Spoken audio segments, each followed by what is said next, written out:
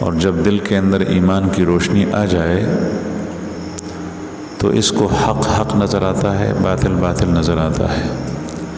گناہ گناہ نظر آتا ہے اور نیکی نیکی نظر آتی ہے، جائز جائز نظر آتا ہے، ناجائز ناجائز نظر آتا ہے، حرام حرام نظر آتا ہے، حلال حلال نظر آتا ہے۔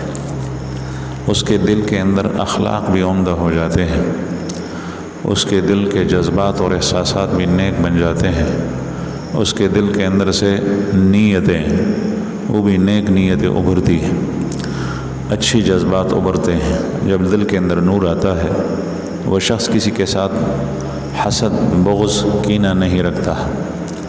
اور وہ کسی پر بدگمانی نہیں کرتا، حسن ظن کرتا ہے، اس کا ایمان مضبوط ہوتا جاتا ہے۔ یہ دل کے اندر نور، اور جب آنکھوں کے اندر نور آتا ہے تو اس کی آنکھیں اس جگہ پر پڑتی ہے، اس کی نگاہیں جس جگہ پڑھنے کا اللہ نے اور اللہ کے رسول نے حکم دیا ہے یا جائز قرار دیا ہے، اور جس سے منع فرمایا ہے اس جگہ پر اس کی آنکھیں نہیں پڑتی۔ جب کانوں کے اندر نور آتا ہے تو اس کانوں سے قرآن کریم کی تلاوت سنتا ہے، حق بات سنتا ہے، امر بالمعروف اور نہی عن المنکر سنتا ہے،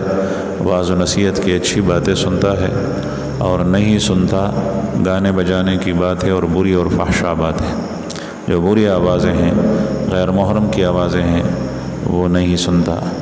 جو شخص غیر محرم اور ناجائز آوازوں کی طرف کان لگا کے سنتا ہے اور قرآن کریم اور واعظ و نصیحت، امر بالمعروف نہی عن المنکر، ان باتوں کو نہیں سنتا، اس کی کانوں کے اندر اندھیرا ہی اندھیرا ہے، کوئی نور نہیں۔